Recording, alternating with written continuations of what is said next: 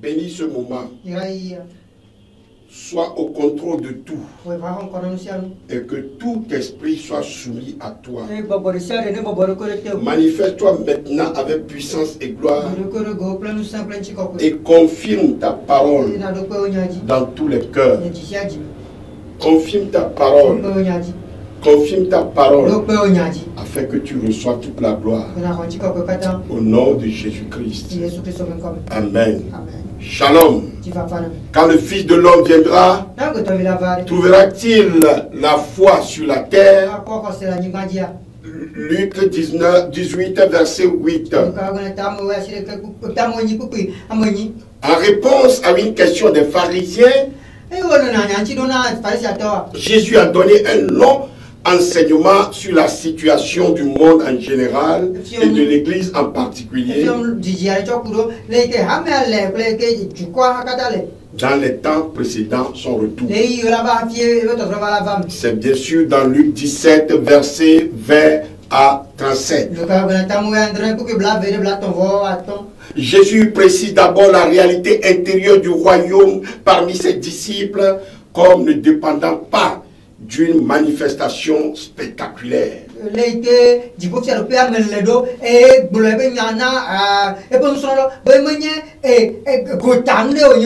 Nous vivons à l'époque où la foi chrétienne semble se mesurer à l'ampleur des discours, au bruit de la gesticulation, aux effets spectaculaires.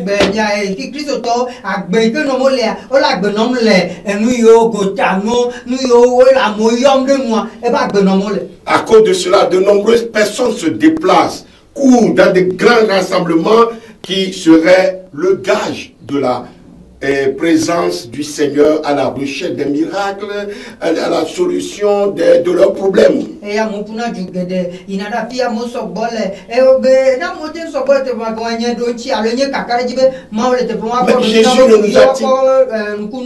Mais Jésus ne nous a-t-il pas mis pourtant en garde concernant ce genre de comportement? On vous dira, il est ici, il est là. N'y allez pas, ne courez pas après. Luc 17, verset 23. Le royaume de Dieu, mes frères et sœurs, est premièrement une réalité intérieure. Avant d'être visible, il prend plus la place dans le cœur de ceux qui le reçoivent. Le Saint-Esprit établit le règne de Dieu en chacun des vrais disciples de Christ. Or, la vie de l'Esprit en nous dépend de notre relation personnelle avec Christ et non de la pratique organisée des manifestations religieuses.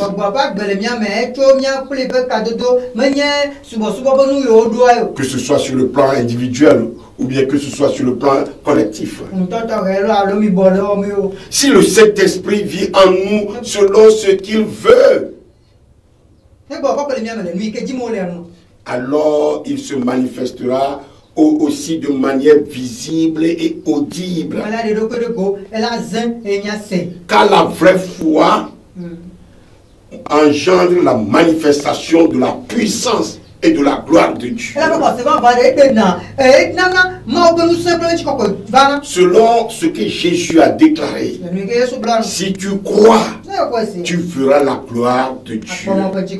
Frères et sœurs, je crois que vous me suivez.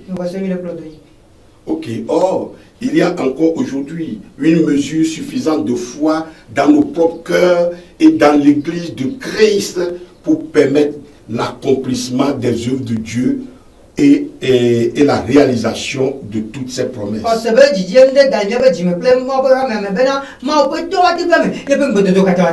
Il a été dit, cette bonne nouvelle nous a été annoncée aussi bien qu'à eux. Mais la parole qui leur fut annoncée ne leur servit de rien parce qu'elle ne trouve pas de la foi chez ceux qui l'entendirent.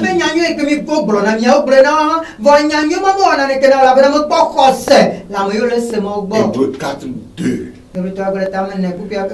Nous savons que les choses glorieuses de Dieu se manifestent en réponse à la foi de ceux qui s'y attendent, et que ce soit dans l'ancienne alliance ou dans la nouvelle alliance dans le Nouveau Testament.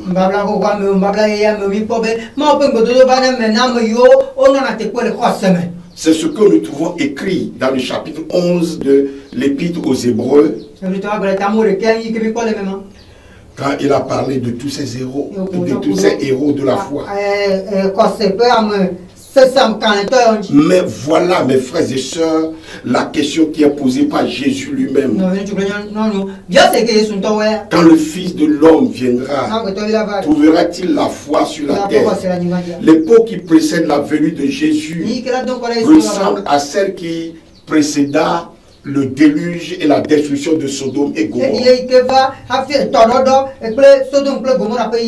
Est-ce que vous êtes d'accord avec moi? La banalisation et l'affichage des péchés les plus éhontés, l'insouciance, la recherche des plaisirs et la préoccupation excessive des choses terrestres. Nous vont, nous vont, et Jitimbe nous vont, nous vont, et Amesia Melano, Anigba Dinodim, Omagano Jitimna, et Jipomo. N'est-ce pas ce qui caractérise notre époque aujourd'hui? Ce qui arriva du temps de Noé arrivera de même au jour du Fils de l'homme.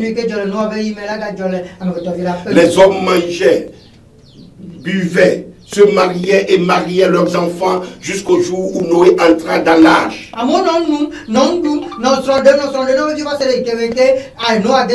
Le déluge vint et les fils tous périrent. Ce qui arriva du temps de Noé arrivera pareillement. Les hommes mangeaient, buvaient, achetaient, vendaient, plantaient, bâtissaient. Mais le jour où Lot sortit de Sodome, oui, il n'y eut plus de feu et de soufre tomba du ciel et les fit tous périr. Il en sera de même le jour où le Fils de l'homme paraîtra. Luc 17, verset 26 à 30. Aujourd'hui, le monde se préoccupe uniquement du bien-être terrestre et du plaisir à tout prix.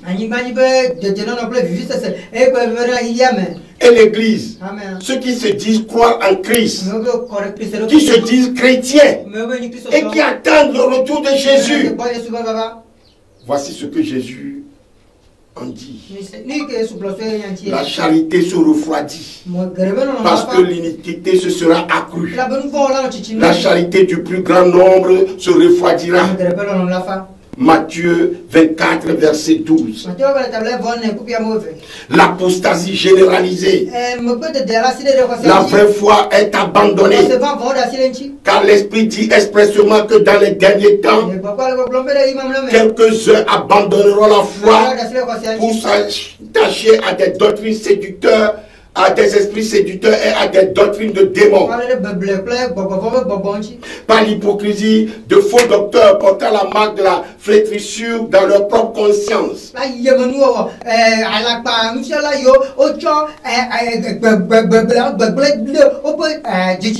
1 Timothée 4, verset 1. Il survient une grande séduction religieuse. Plusieurs faux prophètes s'élèveront et séduiront beaucoup de gens. Matthieu 24, verset 11. Car il s'élèvera de faux Christ et de faux prophètes. Ils opéreront de grands miracles, de grands signes et des prodiges au point de séduire, et si possible même les élus. Matthieu 24, verset 24. Et la mentalité du monde et l'amour des plaisirs gagne en ce moment même l'Église.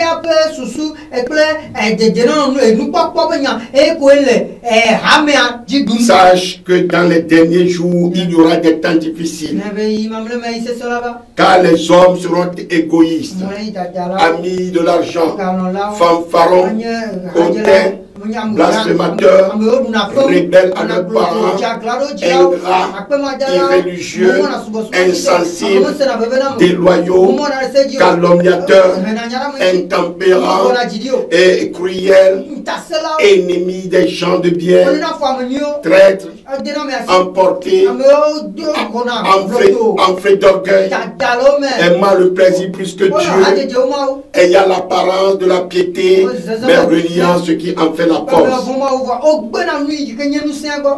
C'est en réponse donc à la question de ces disciples que Jésus leur a donné une parabole pour les exhorter à la vigilance et à la prière.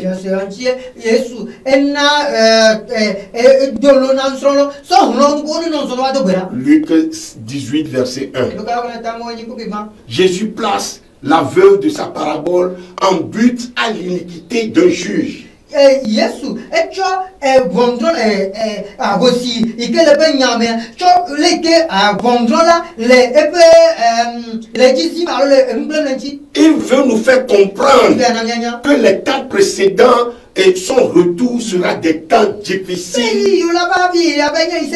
La dureté de cœur se manifestera car l'iniquité se sera accrue et l'injustice régnera, risquant de pousser même les élus à une espèce de révolte contre Dieu. Alors, le Seigneur recommande la prière intense, mes frères et sœurs. Luc 18, verset 7. Les véritables disciples de Jésus ne peuvent pas s'accommoder de l'iniquité et de l'injustice, à l'exemple de Lot dont l'âme était attristée à cause du péché qui s'étalait autour de lui dans Sodome.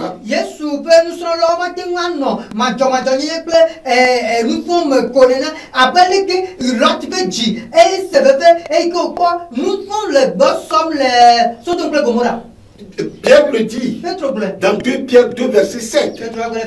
Le juste Lot était profondément attristé de la conduite de ces hommes sans frein dans la dissolution.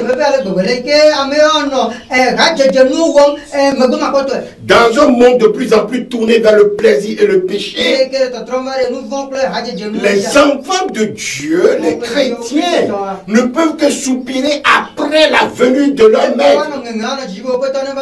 Seigneur, que ton règne vienne.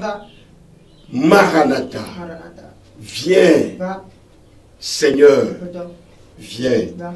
Or, nous savons que jusqu'à ce jour, la création tout entière soupire et souffre de les douleurs de l'enfantement. Et ce n'est pas elle seulement, mais nous aussi, qui avons les prémices de l'esprit, nous aussi nous soupirons en nous-mêmes, en attendant l'adoption, la rédemption de notre corps, comme nous le dit Romains 8, versets 22 à 23. Mais mes frères et sœurs, la question reste posée. Quand le Fils de l'homme viendra, trouvera-t-il la foi sur la terre? Trouvera-t-il la foi chez toi? Trouvera-t-il la foi chez moi? Trouvera-t-il la foi chez nous? La question du Seigneur a trait à une situation difficile des élus. Selon la parabole, est-ce que les disciples qui vivront dans ces temps d'iniquité, d'injustice, de séduction, d'insouciance, de recherche du plaisir et du bien-être terrestre, est-ce qu'ils vont toujours garder la foi? Est-ce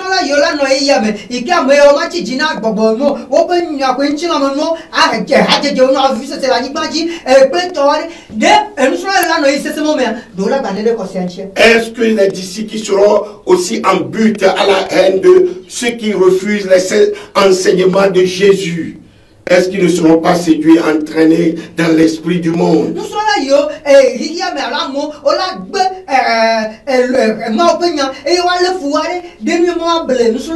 Est-ce qu'ils auront encore assez de foi, de persévérance pour résister au fleuve qui sort de la bouche du dragon et pour entraîner les habitants de la terre.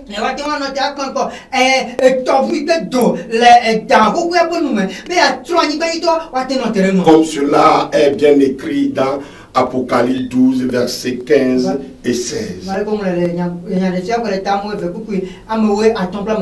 Fuyez l'esprit du serpent. Nous venons de voir 2 Timothée 3, versets 1 à 5. Que le Seigneur vous encourage, qu'il vous fortifie par son esprit et sa parole dans l'attente de notre Seigneur Jésus-Christ. Amen. Veillez donc et priez en tout temps afin que vous ayez la force d'échapper à toutes ces choses qui arriveront et de paraître debout devant le Fils de l'homme. Nous dit le Seigneur Jésus-Christ dans Luc 21, verset 36. Alléluia. Alléluia. Gloire à Dieu.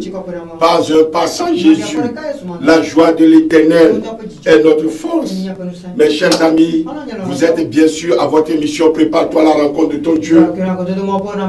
Le rendez-vous des élus de Dieu qui vous conduit à la source de la vérité biblique. Soyez donc les bienvenus. Et que Dieu vous bénisse. Nous poursuivons par sa grâce renouveler notre thème, fuyez l'évangile du serpent.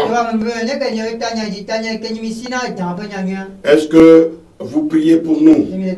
Est-ce que vous priez pour cette télé, pour cette radio, toute l'équipe qui œuvre avec abnégation, avec les moyens de bord pour apporter le salut jusqu'aux extrémités de la terre?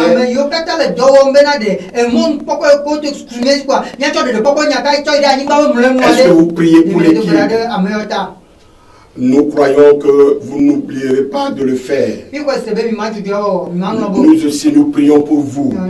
Celui qui plante et celui qui arrose sont égaux. Et chacun recevra sa propre récompense selon son propre travail. Nous dit 1 Corinthiens 3, verset 8. Et n'oubliez pas aussi de nous soutenir financièrement. Nous en avons grand besoin. Maintenant, mes frères et sœurs, chers amis, mettons-nous à table pour les mets célestes, les délicieux mets célestes. Mais je vais vous dire qu'aujourd'hui, le plat du jour a un goût un peu amer.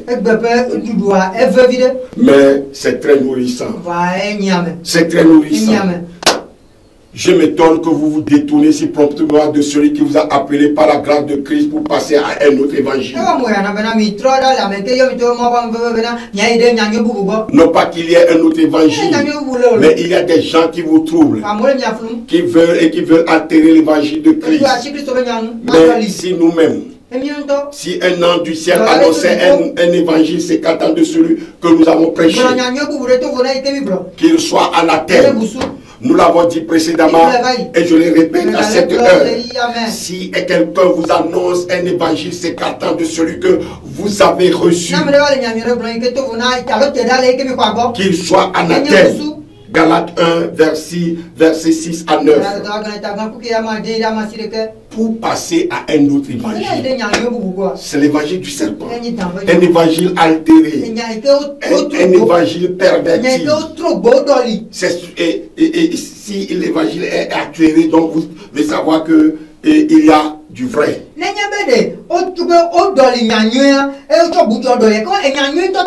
Le vrai évangile, la bonne nouvelle du salut.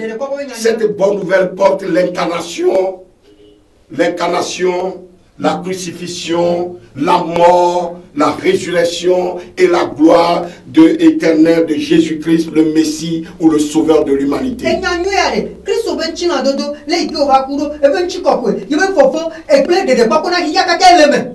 Il disait, le temps est accompli et le royaume de Dieu est proche.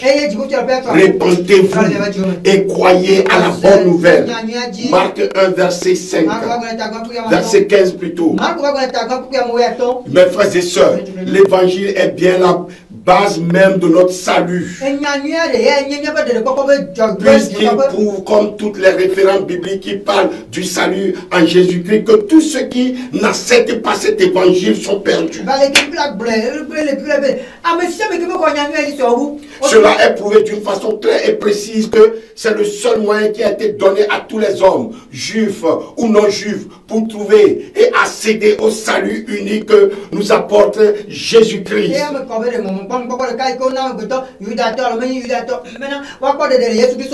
Il n'est donc pas étonnant que Jésus ait envoyé ses disciples pour qu'ils soient prêchés partout dans le monde. Je suis fier d'être reconnu comme un évangéliste. Puis il leur dit: allez par tout le monde et prêchez la bonne nouvelle à toute la création. Celui qui croira et qui sera baptisé sera sauvé. Mais celui qui ne croira pas sera condamné. Voici les miracles qui accompagneront ceux qui auront cru. En mon nom, ils chasseront les démons. Ils parleront de nouvelles langues. Ils saisiront des serpents. Et s'ils boivent un breuvage mortel, il ne leur fera pas point de mal. Ils imposeront les mêmes aux malades et les malades seront guéris. Marc 16, verset 15 à 18.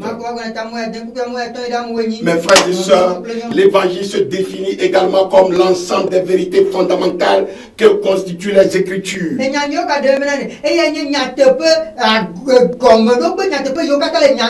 La foi transmise, une fois pour toutes aux saints,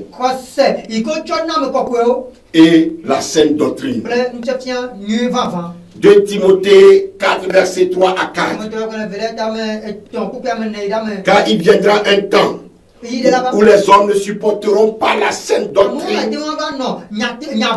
mais ayant la démangeaison d'entendre des choses agréables, ils se donneront une foule de docteurs selon leur propre désir, détourneront l'oreille de la vérité et se tourneront vers les phares.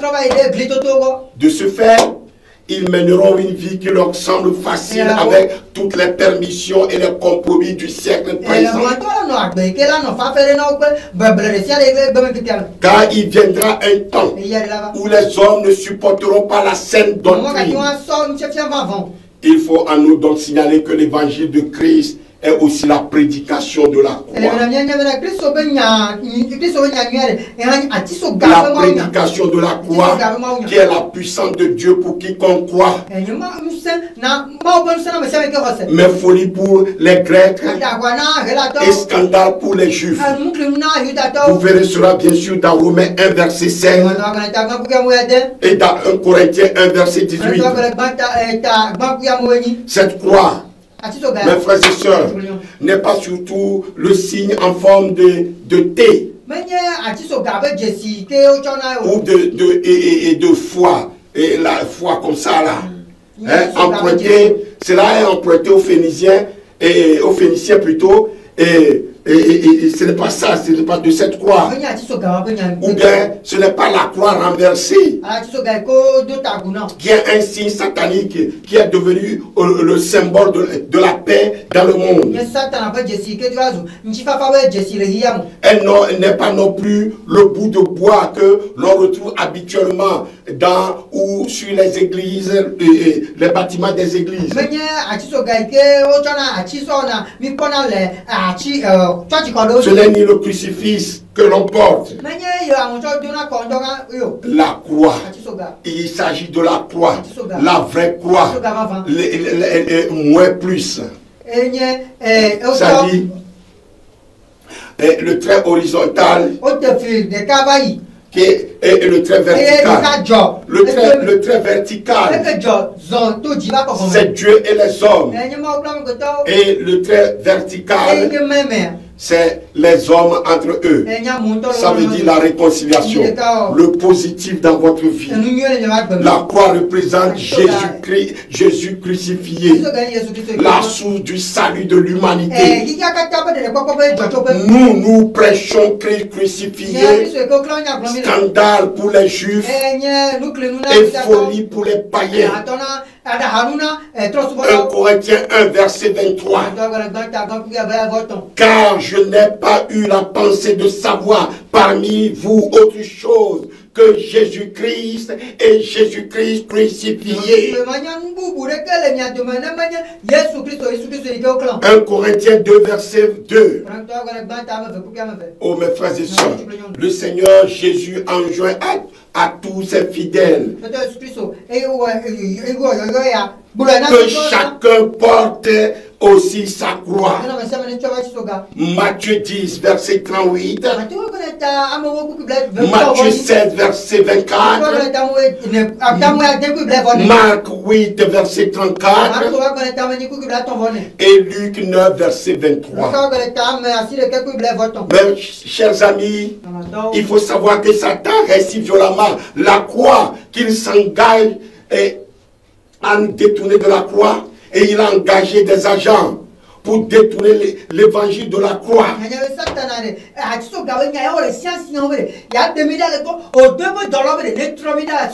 Matthieu 27, verset 62 à 66.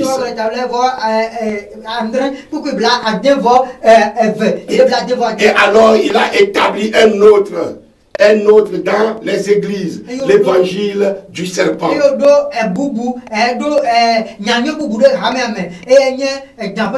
Car il viendra un temps où les hommes ne supporteront pas la saine doctrine. Nous sommes à cette époque-là. L'évangile, mes frères et sœurs, c'est la saine doctrine. La saine doctrine est appelée la vérité. C'est la vérité. En dehors de cela, il n'y a plus de vérité. Une demi-vérité n'est pas la vérité.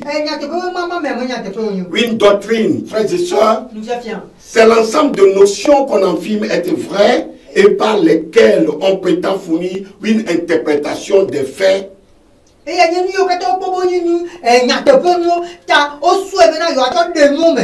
Ou bien diriger ou orienter une action.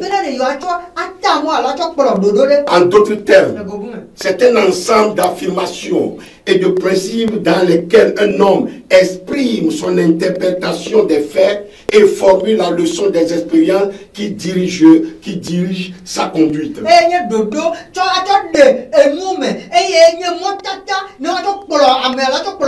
Du latin, c'est doctrina, qui veut dire enseignement. Enseignement.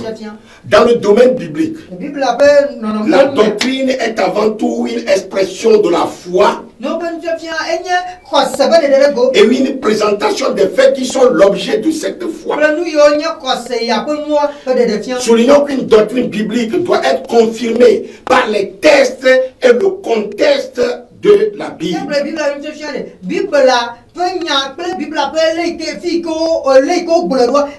Par les textes et le contexte biblique. Il faut bien retenir cela. Il faut bien retenir cela. Et en tant que chrétiens, nous sommes de la nouvelle alliance introduite, inaugurée et scellée par le Seigneur Jésus par son sang, sa mort et sa résurrection.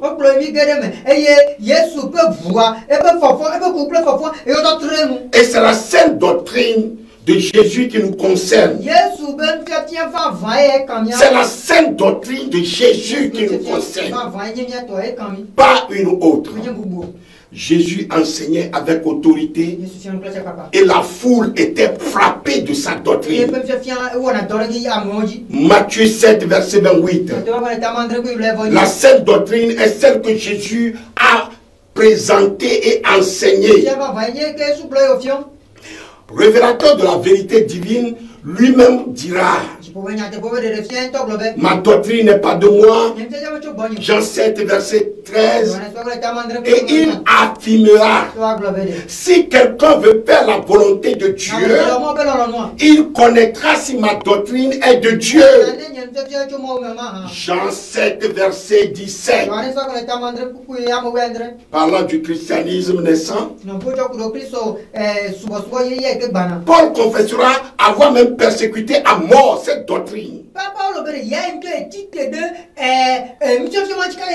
Acte 22, verset 4.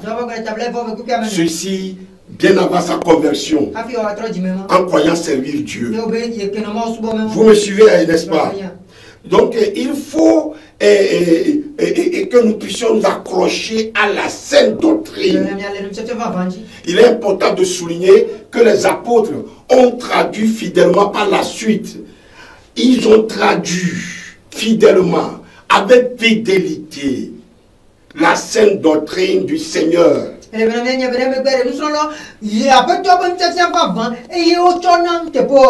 cela dans les moindres détails. Je dis bien dans les moindres détails. Tous les apôtres de Jésus enseignaient comme leur maître cette doctrine. C'est ce que nous voyons dans Actes 2, verset 42. Et dans Actes 17, verset 19. Lorsque Paul dit mon évangile, ce n'est pas l'opposé, mais c'est plutôt il l'oppose à l'autre évangile, l'évangile du serpent, c'est-à-dire une doctrine différente, une doctrine malsaine, prêchée à l'époque par les judaïsants. Et comme ceci, Paul met en garde les lecteurs de ses épîtres. Dans Galates 1, verset 6 à 10. Galates 4, verset 9 à 20. 2 Corinthiens 1, verset 5. Et Colossiens 1, verset 6 à 8. D'une manière générale, mes chers amis, on peut dire que la sainte doctrine se résume aux commandements, règles, instructions et ordonnances données par Jésus-Christ.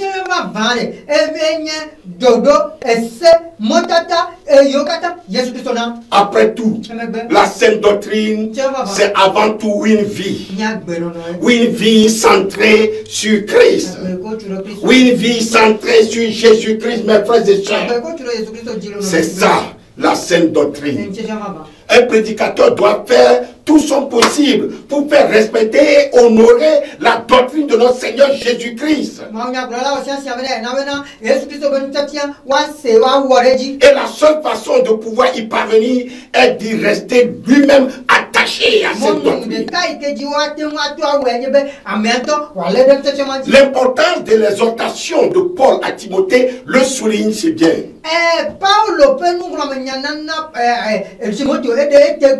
Si quelqu'un enseigne de fausses doctrines, il ne s'attache pas aux saintes paroles de notre Seigneur Jésus-Christ et à la doctrine selon la piété, il est enflé d'orgueil et il ne sait rien. Il ne sait rien. 1 Timothée 6. Verset 3.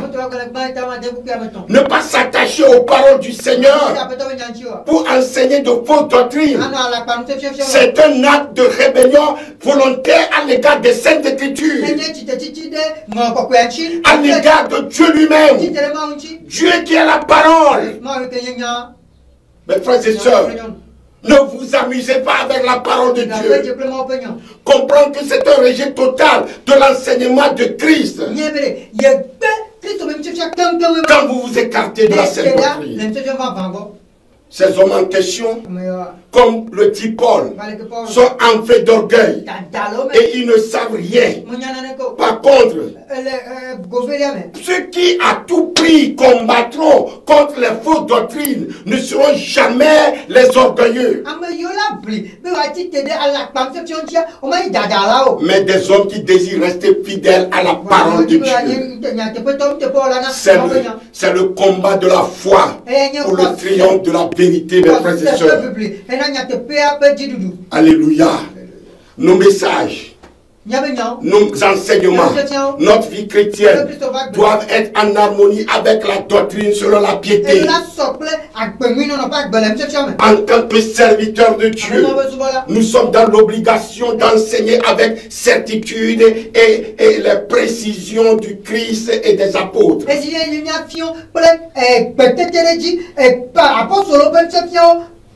avec exactitude. Avec exactitude. C'est le seul moyen de protéger l'église, mes frères et sœurs. C'est le seul moyen de protéger l'église des fausses doctrines. Car ainsi, nous ne serons pas plus des enfants flottants, emportés à tout vent de doctrine. Par la tromperie des hommes, par leur ruse dans les moyens de séduction, mais en professant la vérité dans l'amour, nous croîtrons à tous égards en celui qui est le chef, Christ. Éphésiens 4. Versets 14 et 15. Mes chers amis, dans la sainte doctrine du Seigneur, nous n'avons pas le droit d'ajouter des mots ou bien des pensées humaines. Nous n'en avons pas le droit d'ajouter des explications qui ne correspondent pas au texte et au contexte biblique.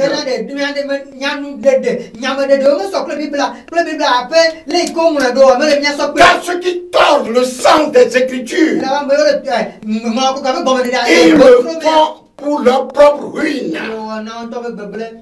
Nous dit 2 Pierre 3 verset 16. Tenez bien compte de cet avertissement, serviteurs de Dieu, mes frères et sœurs, tenez bien compte de cet avertissement. Ne vous amusez pas avec la parole de Dieu. Et vous savez que Paul dit de ceux-là qu'ils soient anathèmes, c'est-à-dire maudits. Et cela est répété 2 fois de suite. Galates 1, versets 8 et 9. Béni soit le Seigneur. Béni soit le Seigneur, car l'écriture ne peut être anéantie. Jean 10, verset 35. Gloire à Dieu. Gloire à Dieu. Le grand apôtre Paul, qui a écrit selon la sagesse que Dieu lui avait donnée, et sous l'inspiration du Saint-Esprit, a dit à Timothée que tous les serviteurs de Dieu et tous les chrétiens doivent être attachés à la parole telle qu'elle est enseignée par Christ lui-même. Paul n'a jamais dit qu'il fallait s'attacher à sa parole, à sa doctrine, mais à celle de Christ, mes frères et sœurs. On voit clairement ici l'attitude d'un authentique serviteur de Dieu. Paul n'a jamais prêché sa doctrine personnelle, ni celle de quelqu'un d'autre, si ce n'est pas celle de Christ. Car ce n'est pas lui qui a institué les doctrines du Nouveau Testament. Non, il n'a pas non plus reçu d'autres révélations pour enseigner les doctrines de son maître.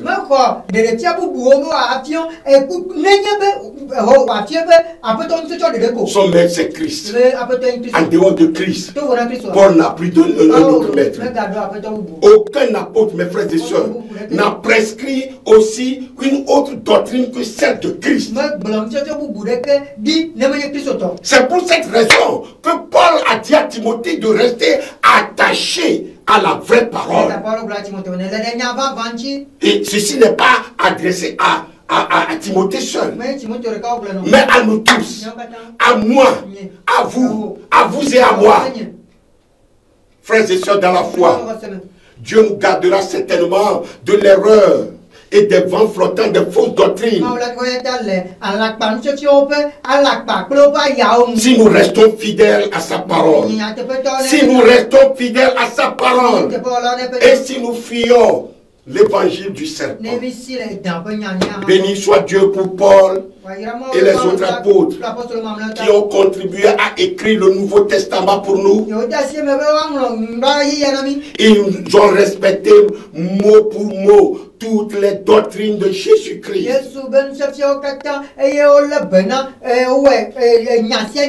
Ils n'ont jamais enseigné une autre doctrine que celle de Jésus. Ils ont tous tenu compte des paroles du Christ. Allez faire de toutes les nations des disciples, les baptisant au nom du Père, du Fils et du Saint-Esprit, et enseignez-leur à observer tout ce que je vous ai prescrit. Et voici, je suis avec vous tous les jours jusqu'à la fin du monde. Matthieu 28, verset 19 à 20. Mes frères et sœurs dans la foi, il est évident que tous ceux qui plus tard devinrent chrétiens sont les disciples que les apôtres devaient enseigner pour qu'ils obéissent à la parole de Dieu comme Jésus l'avait demandé.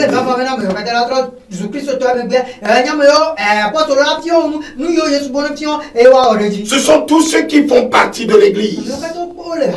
Les apôtres ont strictement obéi à Jésus.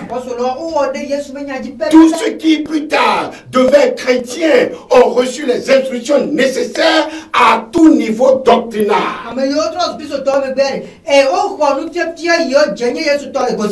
Les apôtres n'ont donc pas eu besoin de révélations particulières pour enseigner l'Église. L'apprentissage du maître qui connaissait toutes choses à l'avance leur a suffi largement.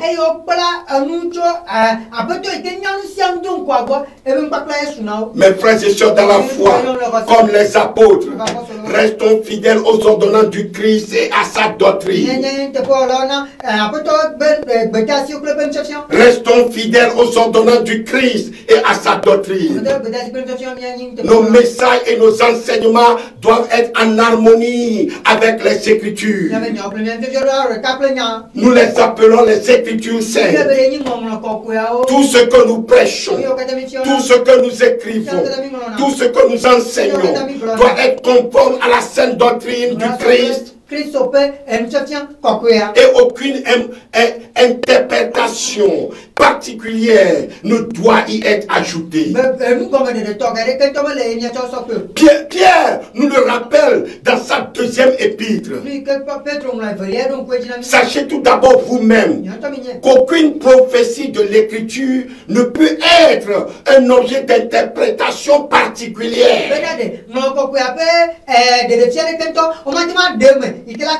Car ce n'est pas une volonté d'homme qu'une prophétie a jamais été apportée. Mais c'est poussé par le Saint-Esprit que les hommes ont parlé de la part de Dieu. 2 Pierre 1, verset 20 à 21.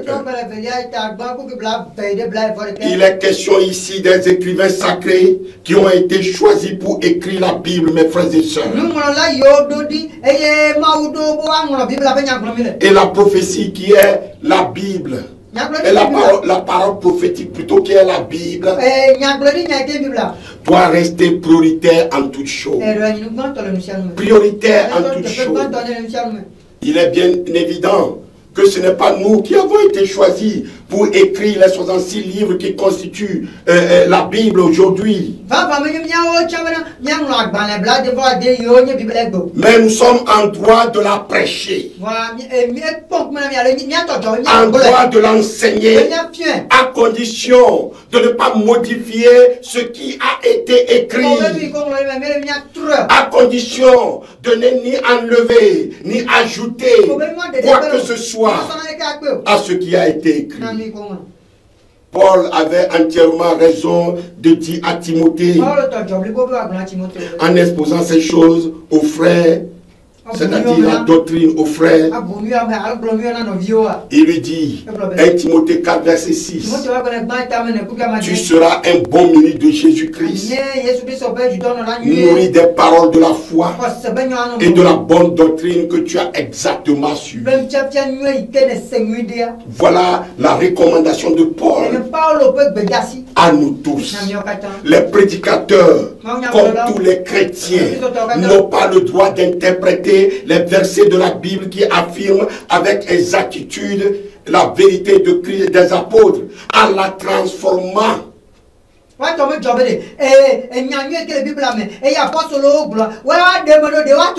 la transformant par des idées, des pensées humaines. Est-ce que vous me suivez? Est-ce que ça vous va? Ceux qui le font d'une façon volontaire, mes frères et sœurs, c'est des égarés. Ils sont égarés et ils égarent les autres. Tant pis si vous m'en voulez pour vous avoir dit la vérité. Mais sachez que c'est pour ces raisons majeures que nos enseignements doivent être obligatoirement certifiés conformes aux paroles de Christ. Sinon, c'est l'enfer qui vous attend. Auditeurs, auditrices, téléspectateurs, téléspectatrices, mais bien aimés dans le Seigneur, nous devons y souligner bien sûr ici que le canon des Écritures est achevé. L'Apocalypse précise que l'on ne peut rien ajouter, ni rien y retrancher. Sinon, nous risquons notre salut. Apocalypse 22, verset 7. L'écriture est pour l'Église la parole de Dieu écrite. Elle est la révélation de la pensée divine. Elle donne aux fidèles chrétiens, par le moyen du Saint-Esprit, la connaissance de Jésus-Christ et aussi tout ce qui contribue à la piété. 2 Pierre 1, verset 3. Et le désir de Dieu et de Jésus-Christ est que chacun de ses enfants la médite jour et nuit pour agir fidèlement, comme le dit Dieu ici à Josué. Josué 1, verset 8. Par conséquent, les serviteurs de Dieu doivent s'en servir droitement comme étant l'épée de l'esprit. Hébreux 4, verset 12. L'exhortation de Paul est celle-ci. Prenez l'épée de l'esprit qui est la parole de Dieu. Éphésiens 6, verset 17. Oui, c'est l'épée de l'esprit que nous sommes en train d'utiliser encore devant vous maintenant. Mes frères et sœurs, sachez que le but de l'étude de la Bible est de grandir dans la connaissance et la grâce de notre Seigneur Jésus-Christ. C'est très important. Il est précisé que la parole de Dieu nous rend sages à salut.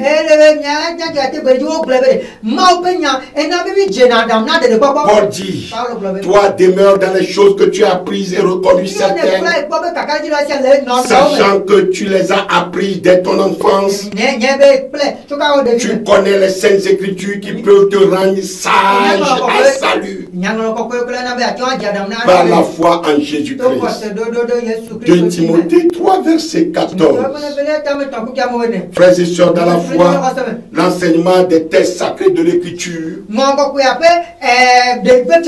est considéré comme formant un tout, un seul livre. Écriture. Il est écrit écriture. Ça dit au singulier. Vous voyez cela dans Jean 7, verset 42. Et Jean 10, verset 35. C'est un tout. Il est donc impératif que tous les chrétiens arrivent à une interprétation exacte des textes inspirés de la parole de Dieu.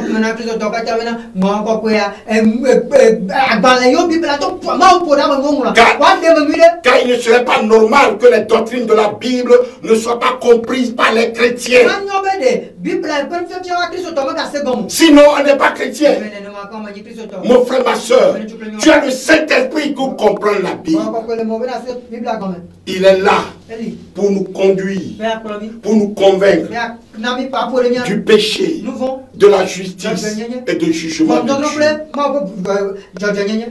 Béni soit Dieu L'écriture sainte est aujourd'hui à la portée de tous.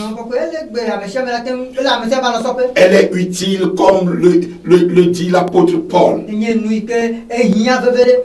Elle est utile donc pour enseigner, pour convaincre, pour corriger, pour instruire dans la justice. 2 Timothée 3, verset 16. Par conséquent, les doctrines de la Bible, mes frères et sœurs, ne sont pas seulement destinées aux prédicateurs, mais elles sont mises en évidence dans le Nouveau Testament pour tous ceux qui font partie de la véritable Église de Jésus-Christ.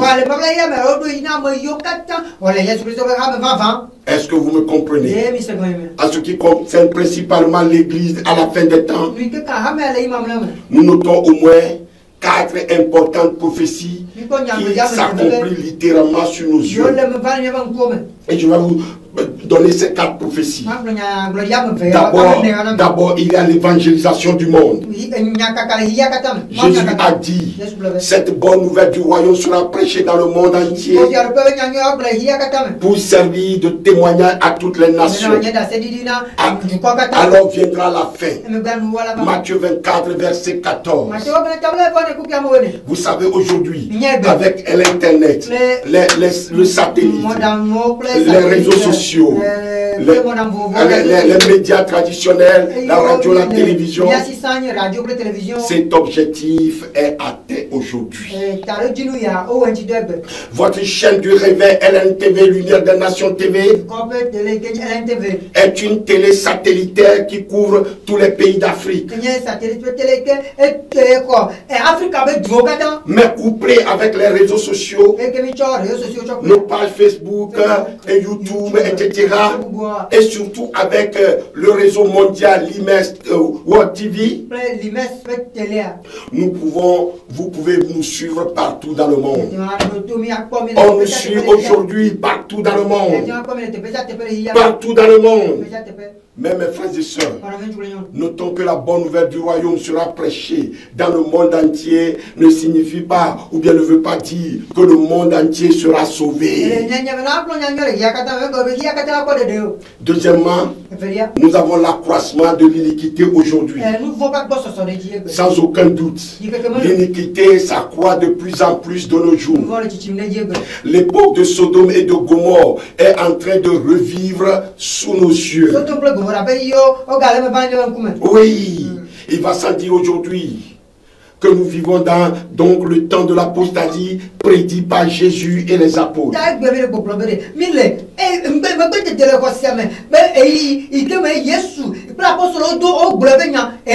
que l'iniquité sera accrue, l'amour du plus grand nombre se refroidira. Matthieu 24, verset 12. Ne le remarquez-vous pas? Aujourd'hui, mes frères et sœurs, l'iniquité court les rues.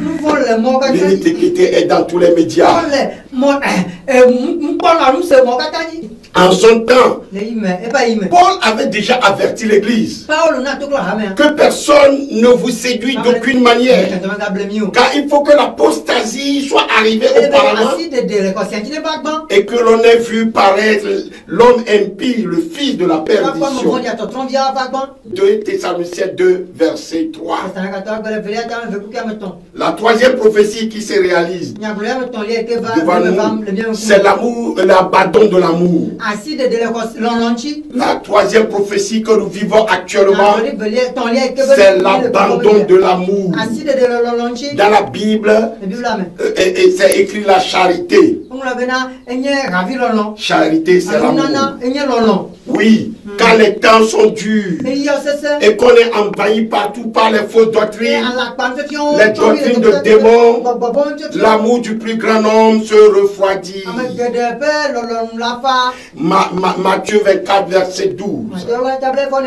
C'est pour cette raison que Jésus a dit, mais quand le Fils de l'homme viendra, trouvera-t-il la foi sur la terre? Luc 18, verset 8. Gardons la foi. Gardons la foi. Persévérons. Fuyons l'évangile du serpent. Manifestons l'amour qui est répandu abondamment dans notre cœur. Et la quatrième prophétie, c'est la prolifération des fausses doctrines. C'est l'introduction de la prolifération des fausses doctrines. Et des milliers de chrétiens sont touchés par ce fléau démoniaque. Comme le souligne Paul dans 2 Timothée 3, versets 1 à 7. Et dans 2 Timothée 4, versets 3 à 4. Nous vivons donc certainement le temps de la fin. Je vous prie de lire ces passages. 2 Timothée 3, versets 1 à 7.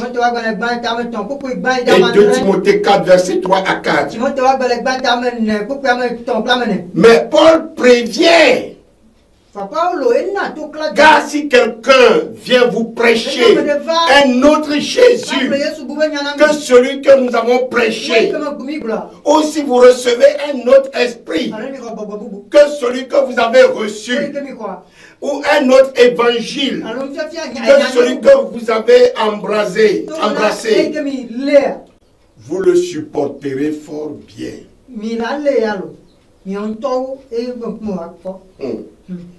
2 Corinthiens 11, verset 4. 11, verset 4. J'ai envie de pleurer. Mes frères et sœurs, les chrétiens qui marchent selon la chair et ne comprennent rien de la marche par l'esprit, les chrétiens charnels, ils manquent de foi et de détermination et ils se laissent facilement séduire par toutes sortes de beaux discours, comme ces chrétiens de Corinthe à qui Paul a adressé cette lettre. C'est très grave. Paul parle ici de notre Jésus, de notre esprit et de notre évangile. Cela doit nous faire peur. Cela doit nous faire peur. De nos jours, sans compter les différents des mouvements chrétiens et les sectes à connotation chrétienne, c'est-à-dire des sectes qui n'ont de nom que chrétiens ou bibliques.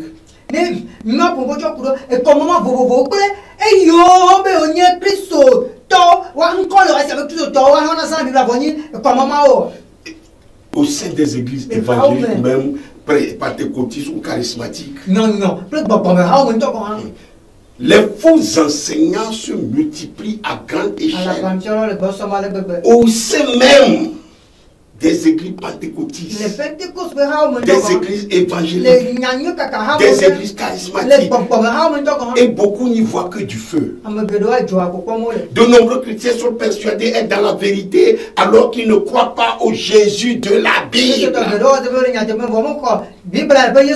alors qu'ils se sont écartés de la sainte doctrine. Ils se sont créés un autre Jésus qui est un vautour des temps modernes. Lorsque notre Jésus est prêché, il y a forcément un autre esprit. Parce qu'on a accepté des doctrines de démons. Il y a malheureusement beaucoup de faux évangiles qui circulent aujourd'hui un peu partout. Et ces faux évangiles érigent un autre Jésus et donnent ainsi accès à un ou à plusieurs autres esprits. Autre esprit veut dire forcément esprit démoniaque, esprit du malin. Et le plus terrible est de voir que ce phénomène se propage à grande ampleur comme une énorme toile d'araignée pour séduire le plus grand nombre. Paul dit, car les armes avec lesquelles nous combattons ne sont pas charnelles, mais elles sont puissantes par la vertu de Dieu pour renverser des forteresses. Nous renversons les raisonnements et toute hauteur qui s'élève contre la connaissance de Dieu. Et nous amenons toute pensée captive à l'obéissance de Christ. 2 Corinthiens 10, verset 4 à 5. Qui sont ces autres et Jésus? Un autre Jésus. Qui sont ces autres Jésus? Ils en ont créé plusieurs. Plusieurs. La liste paraît très longue. Mais je vais citer ici les plus répandus. D'abord, ils se sont créés un Jésus qui n'est pas Dieu. Qui n'est pas Dieu.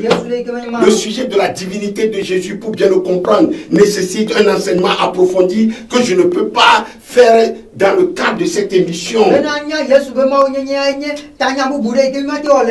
Mais je vais dire quelques mots et donner quelques versets pour vous mettre sur la bonne piste que Jésus est vraiment Dieu, contrairement à ce que certains croient et enseignent.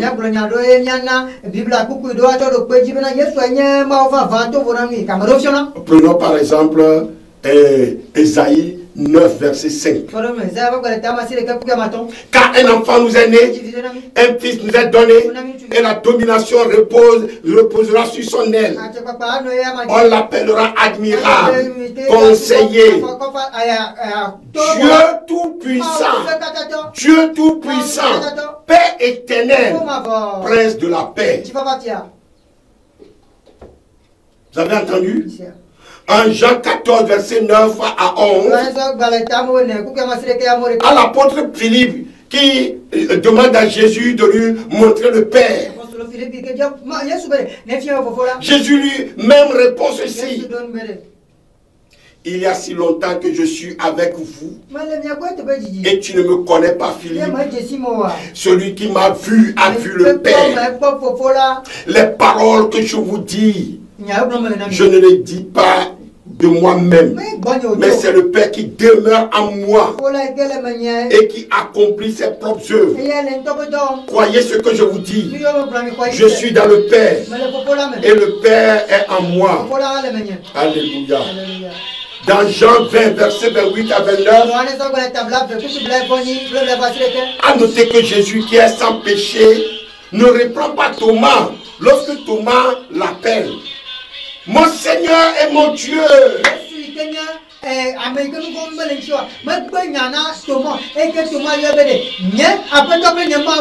D'après Paul, Romains 1, verset 3 à 4, Jésus est un élément prépondérant de l'évangile. Par conséquent, une bonne compréhension de la personne de Jésus-Christ est indispensable et importante pour avoir une vision correcte de l'évangile.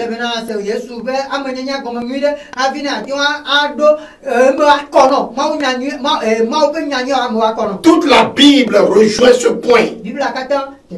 Par exemple, la structure et le fil directeur de l'Épître aux Hébreux montrent la supériorité de Jésus-Christ à toute chose.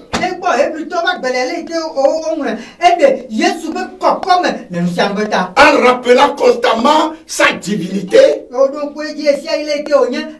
et également son humanité. Je vais ajouter quelques versets explicites qui attribuent la divinité, l'essence de Dieu à Jésus de manière évidente, directe et indubitable.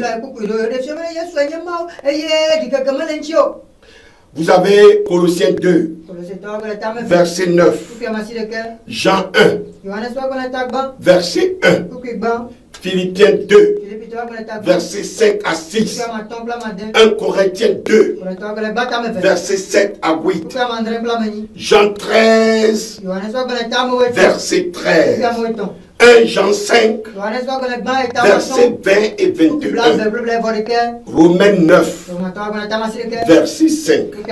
Lisez ces passages-là. Pas ailleurs.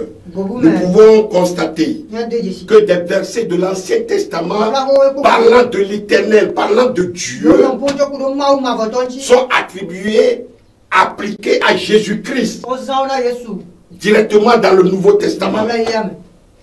Dans de nombreux passages, les rédacteurs du Nouveau Testament, en étant inspirés de Dieu, attribuent des passages concernant l'Éternel à Christ dans le Nouveau Testament. Ce qui prouve sa divinité. Vous avez par exemple la citation du psaume 102. Verset 26 à 28. Dans Hébreux 1, verset 10 à 12. Parlant de Jésus. Vous avez aussi dans Hébreux 1, verset 8 à 9. Vous avez la citation du psaume 45, verset 7 à 8. Dans Hébreux 1, verset 13, vous avez le psaume 110, verset 1. Et dans Matthieu 22, verset 41 à 46, vous retrouvez encore le psaume 110, verset 1. Donc, tout ce qui est appliqué à Dieu est appliqué à Jésus-Christ. Si vous êtes toujours sceptique, vérifiez vous-même et surtout priez. J'espère que Dieu vous convaincra. Pas de controverse. Jésus est Seigneur et Dieu. Jésus-Christ est Seigneur et Dieu. Un autre Jésus, c'est forcément un autre esprit. Un esprit démoniaque. Fuyez! Fuyez! Fuyez l'évangile du serpent. Ils ont fabriqué aussi aujourd'hui un Jésus sans la croix. Le vrai Jésus ne nous a pas promis une vie de rose et de facilité sur cette terre. Mais c'est ce qui est enseigné aujourd'hui. Jamais Jésus n'a promis que tout irait bien. Jamais. Il nous a par contre promis qu'il serait tous les jours avec nous jusqu'à la fin du monde. Dans la souffrance, dans les épreuves, dans les persécutions, dans la misère. Partout, dans n'importe quelle situation.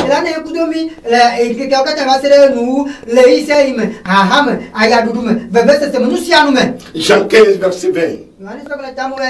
Souvenez-vous de la parole. Souvenez-vous de la parole que je vous ai dite. Le serviteur n'est pas plus grand que son maître. S'ils m'ont persécuté, ils vous persécuteront aussi. S'ils ont gardé ma parole, ils garderont aussi la vôtre. Matthieu 28, verset 20.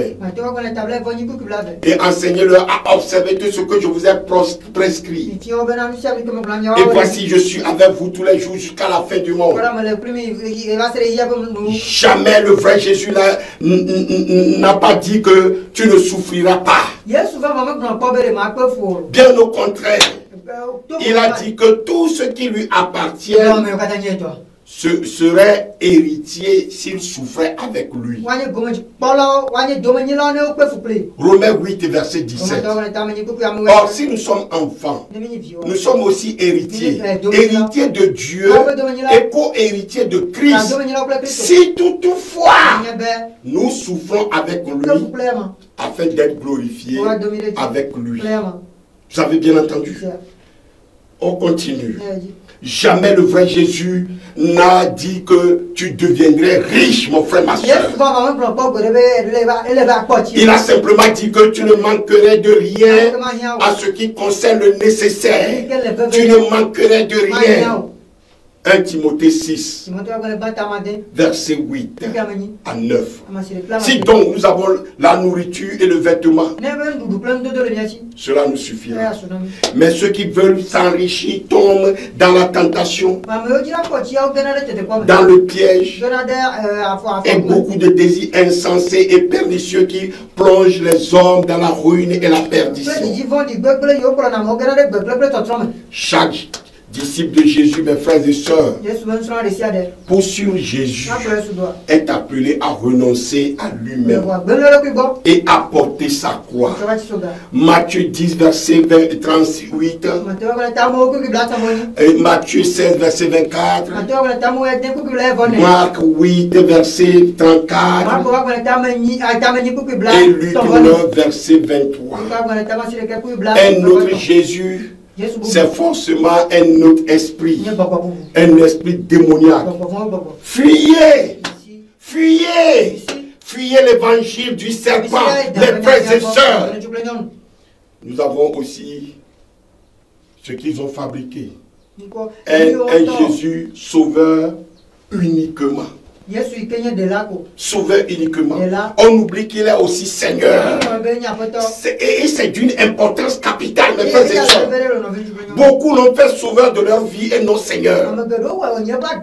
Jésus n'est là que pour les sauver, mais certainement pas pour régner dans leur vie. C'est pourquoi il ne veut pas entendre parler du péché.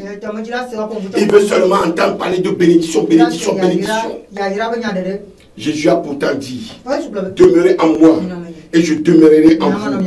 Comme le sarment ne peut de lui-même porter du fruit s'il ne demeure pas attaché au cep, ainsi vous ne le pouvez pas, vous ne le pouvez non plus si vous ne demeurez pas en moi. Jean 15, verset 4. Et de plus, vous m'appelez maître et seigneur, et vous dites bien, car je le suis. Jean 13, verset 13. Pas de controverse. Jésus est Seigneur, le Seigneur des seigneurs, le roi des rois et Dieu.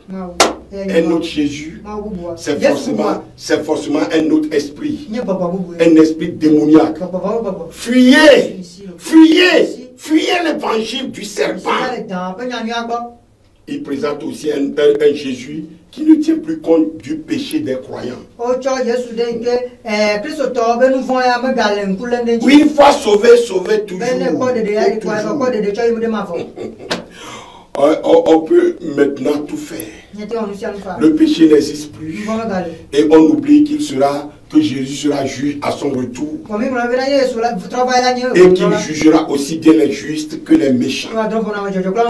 Oui, Dieu est bon. Dieu est bon.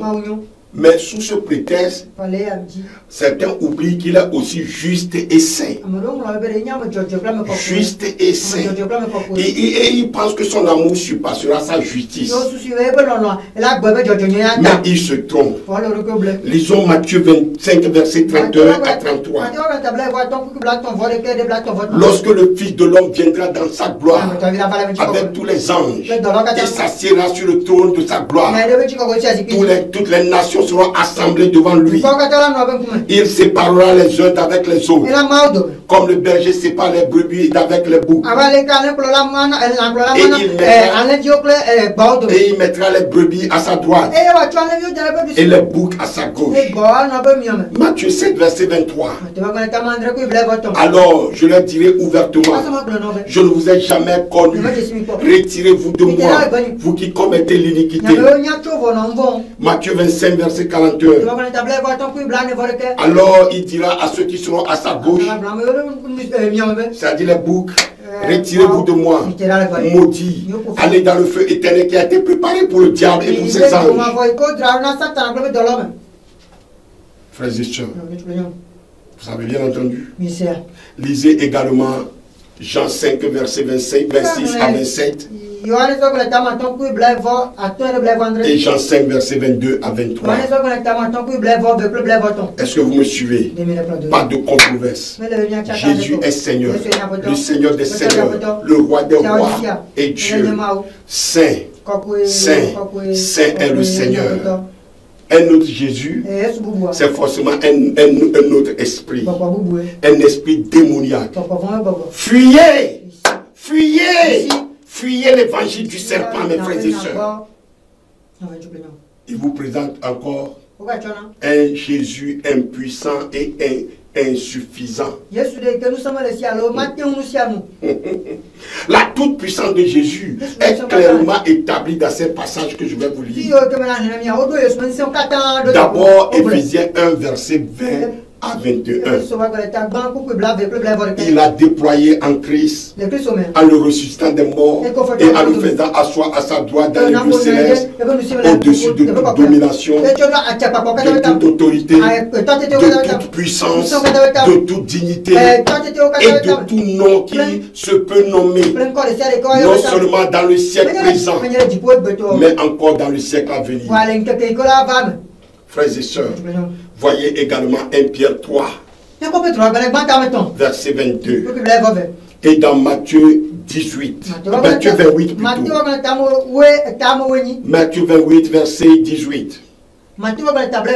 Il est écrit: Jésus s'étant approché, leur parlant ainsi: tout pouvoir m'a été donné dans le ciel et sur la terre. Alléluia.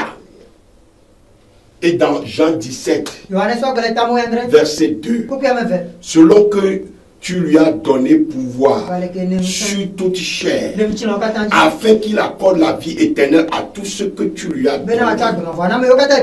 Frères et sœurs, voyez également Jean 3, verset 35, Éphésiens 1, verset 22. Il a tout mis sous ses pieds et il a donné pour chef suprême à l'église. Vous pouvez lire également 2 Thessaloniciens 1, verset 9 et 1 Timothée 6, verset 16. Au nom de Jésus, tout genou fléchit dans les cieux, sur la terre et sous la terre. Vous avez l'habitude de dire cela. C'est dans Philippiens 2, verset 10.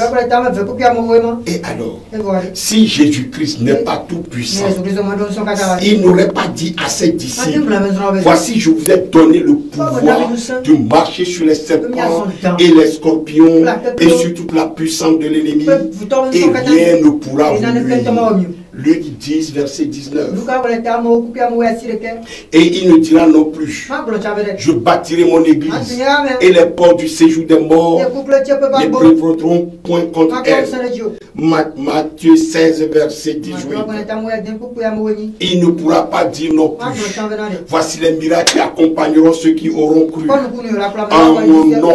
Ils chasseront les démons, ils parleront de nouvelles langues, ils saisiront des serpents, et s'ils boivent un breuvage mortel, il ne leur fera point mal. Ils imposeront les mains aux malades et les malades seront guéris. Marc 16, verset 17 à 18. Frères et sœurs dans la foi, c'est pas son puissance, c'est pas sa puissance, son pouvoir, son autorité, que tous les disciples dans leur ministère ont accompli des prodiges. Ils ont accompli des miracles, des exploits. L'apôtre Paul déclare: et ma parole et ma prédication ne reposaient pas sur les discours persuasifs de la sagesse, mais sur une démonstration d'esprit et de puissance. 1 Corinthiens 2, verset 4. Mais aujourd'hui, ceux qui ne croient pas à la toute-puissance de Jésus-Christ, mais qui se disent pourtant chrétiens et serviteurs de Dieu, des charlatans accordants, savoir accueillir des puissances chez les sorciers, savoir accueillir des puissances chez les prêtres féticheurs, pour opérer leur miracle mensonger.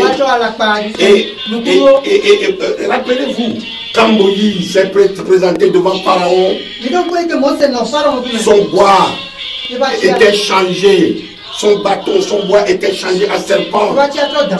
Mais les charlatans de Pharaon en ont fait la même chose. Et ces faux charlatans, ces faux docteurs, ces faux serviteurs de Dieu, des charlatans à corps blanc utilisent souvent des objets dits des bracelets, des bagues, des mouchoirs, de l'huile d'onction ou de l'eau etc. Ma peut souvent la patoyo huno yo blakola yo ozana ami yairao si yairao ozana alogao jukuvio nu yo bobo nu yairao. Parce que Jésus n'est pas suffisant. Vous vous êtes délesté de vos talismans, de vos gris et amulettes et consorts. Maintenant, vous en prenez d'autres. Et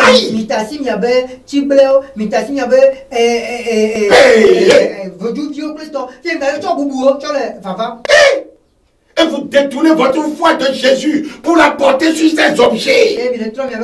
Des abominations.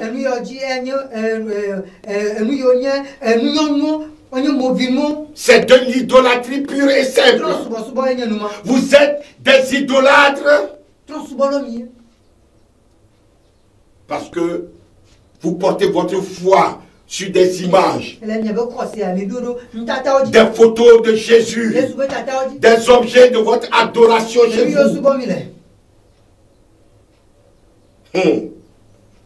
C'est un autre Jésus. Le Jésus du cinéma qui est sur les photos là. Le Seigneur Jésus a simplifié l'adoration pour nous par rapport à celle de l'ancienne alliance. Mais l'heure vient et elle est venue où les vrais adorateurs adoreront le Père en esprit et en vérité. Et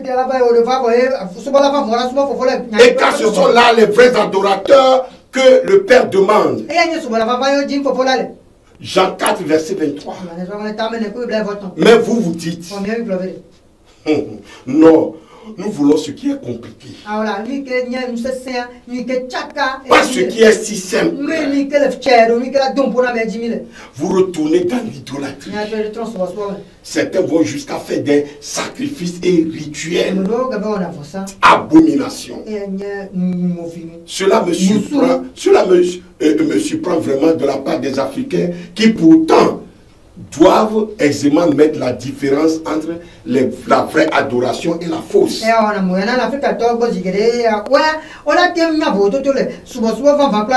Mais les voilà qui retournent encore vers des charlatans à col. Pas de controverse. Jésus-Christ est Seigneur, le Seigneur des Seigneurs, le Roi des Rois, mais Dieu aussi. Le Dieu Tout-Puissant. Alléluia. Un autre Jésus, c'est forcément un autre esprit. Un esprit démoniaque. Fuyez! Fuyez! Fuyez l'esprit du serpent. Déchargez-vous immédiatement de tous ces objets qui vous lie à un esprit démoniaque pour vous faire croire que vous adorez vraiment Dieu. Vous êtes dans l'illusion. Vous avez même acheté ces choses-là. Dieu est esprit. Et il faut que ceux qui l'adorent en esprit et en vérité. Jean 4, verset 24. Et ces autres Jésus vous amènent sûrement d'autres esprits. Mais quels sont ces autres esprits? Ne vous méprenez pas. Le diable est venu pour voler, détruire et tuer. Jean 10, verset 10. Le diable a sa cohorte d'esprits. Et il se régale à les distribuer là où le Saint-Esprit n'y est pas. Je vous dis que dans beaucoup de vos temples là, le Saint-Esprit n'y est pas. Un autre esprit est là. C'est pourquoi il nous est demandé d'éprouver les esprits pour savoir s'ils sont de Dieu ou non. 1 Jean 4, verset 1 à 2. Bien-aimés, n'ajoutez pas foi à tout esprit, mais éprouvez les esprits pour savoir s'ils sont de Dieu. Car plusieurs prophètes sont venus dans le monde. Vous connaissez à ceci l'Esprit de Dieu. Tout esprit qui confesse Jésus-Christ venu en chair est de Dieu. Et tout esprit qui ne confesse pas Jésus n'est pas de Dieu. C'est celui de l'Antéchrist, dont vous avez appris la venue et qui maintenant est déjà dans le monde. Oui, un autre Jésus. Aujourd'hui, nous voyons la manifestation très étrange qui n'a rien à voir avec le Saint-Esprit. Ces chrétiens admirent, confessent Jésus et pourtant ce qu'ils expriment est bien loin de glorifier Jésus et le Père.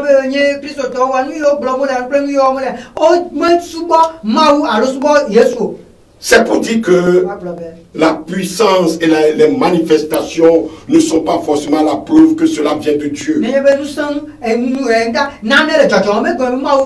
Jésus nous l'avait annoncé. Car il s'élèvera de faux Christ et de faux prophètes. Et ils feront des grands prodiges et des miracles au point de séduire, s'il était possible, même les élus. Matthieu 24, verset 24. Nous voyons déjà partout dans le monde des choses qui se passent, mais qui ne sont pas forcément de Dieu, mes frères et sœurs. 2 Thessaloniciens 2, verset 9 à 10 nous dit l'apparition de cet impie se fera par la puissance de Satan, avec toutes sortes de miracles, de signes et de prodiges mensongers, et avec toutes les séductions de l'iniquité pour ceux qui périssent, parce qu'ils n'ont pas reçu l'amour de la vérité pour être sauvés. L'amour de la vérité. L'amour de la vérité. Mon frère, ma soeur, c'est très important. Ne soyons pas surpris par ces choses. Mais surtout, mes frères et sœurs, restons tout près du Seigneur Jésus. À la croix, le Seigneur Jésus, il nous a présenté la croix. C'est là uniquement que nous serons protégés contre toutes les ruses. 2 Corinthiens 11, verset 14. Et cela n'est pas étonnant, puisque Satan lui-même se déguise en ange de lumière. Il n'est donc pas étonnant que ses ministres aussi se déguisent en ministres de justice. Leur fin sera selon leurs œuvres. Ces manifestations aujourd'hui qui ont lieu un peu partout dans le monde viennent-elles vraiment toutes de l'Esprit de Dieu? Certains pensent que des miracles et des guérisons sont la preuve qu'il s'agit forcément du Saint-Esprit. Cependant, la Bible nous enseigne que dans les derniers temps, il y aura des guérisons et des prodiges qui viendront de l'enfer. Apocalypse 13, verset 13 à 14.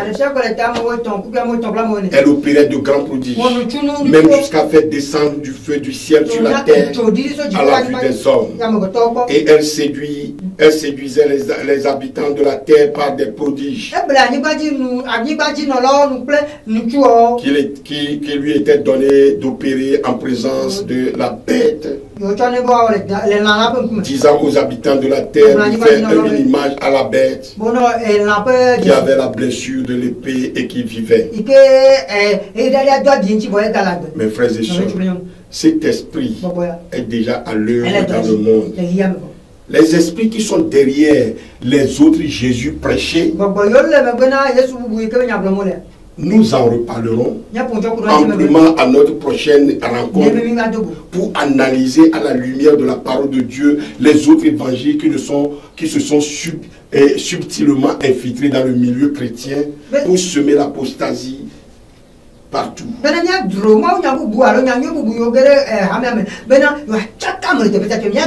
Je veux parler de l'évangile du serpent. Ce que je vais dire avant de terminer à chaque chrétien ou à chaque chrétienne. Ne cours pas après les ministères prophétiques et de guérison. Ne cours pas après les ministères prophétiques et de guérison. Attends-toi à Dieu dans ta vie de tous les jours, mon frère, ma soeur. Mets-toi à ses pieds chaque matin et écoute sa voix. Il te parlera. Il est fidèle, il te parlera. Et lis et médite toi-même la Bible régulièrement. Prie et présente simplement tes problèmes et soucis à Dieu. Il te répondra. Il est fidèle. Dieu prend plaisir à te voir et à te parler, mon frère, ma soeur. Il veut être le premier dans ta vie. Sais-tu ce qu'il veut? Mon frère, ma soeur, sais-tu ce qu'il veut? Dieu veut ton cœur en entier. Dieu veut ton cœur en entier. Il veut savoir si tu continues à l'aimer, même si demain, il ne te donnait plus rien. C'est ça le véritable amour pour Christ. Aime-le plus que tout, mon frère, ma soeur. Cherche à développer profondément et intimement ta relation avec lui. Et écoute sa voix. Mes brebis connaissent ma voix. Et moi, je les connais. Et elles me suivent. Déclare Jésus dans Jean 10, verset 27. Mon frère, ma soeur, ne cherche pas à faire pour lui ce qu'il ne te demande pas. Il n'a pas besoin de cela. Il ne va pas là où il ne te demande pas d'aller. Ne cherche pas à recevoir sans cesse. Il sait ce dont tu as besoin, mon frère, ma soeur. Et le Seigneur Jésus a dit, cherchez premièrement le royaume et la justice de Dieu. Et toutes ces choses vous seront données par-dessus. Matthieu 6, verset 33. Il est fidèle et il t'aime. Cherche le Père, cherche Jésus, aime-le de tout ton cœur, sans rien attendre en retour. Mais il prendra plaisir à te bénir, à combler ton cœur de paix et de joie. Aime-le pour ce qu'il est et non pour ce que tu peux recevoir de lui. C'est ainsi et seulement ainsi que tu prouveras que tu es un véritable enfant de Dieu. Un véritable chrétien. Une véritable chrétienne. Vigilance. Vigilance. Vigilance. Je terminerai avec l'exhortation de Paul à Timothée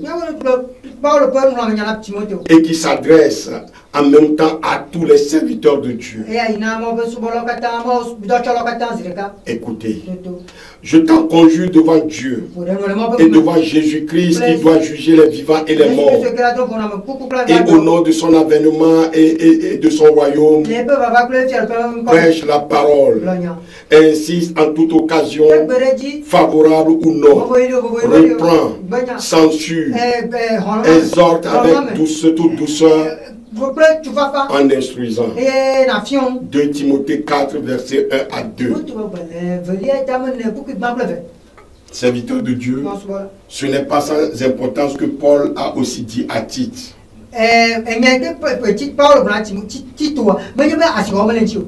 Pour toi, dis les choses qui sont conformes à la saine doctrine. Dis les choses qui sont conformes à la saine doctrine. Timothée 2, verset 1. Tite 2 plutôt. Tite 2, verset 1.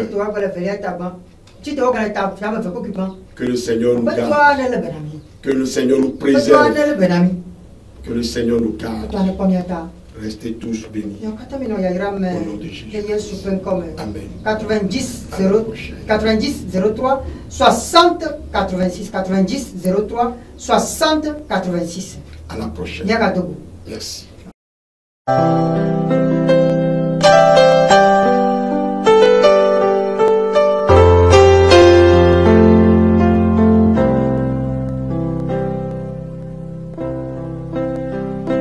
Il est temps. Il est temps de répondre à l'appel de ton Dieu. Il est temps de sortir de l'ombre. Il est temps d'ouvrir les yeux.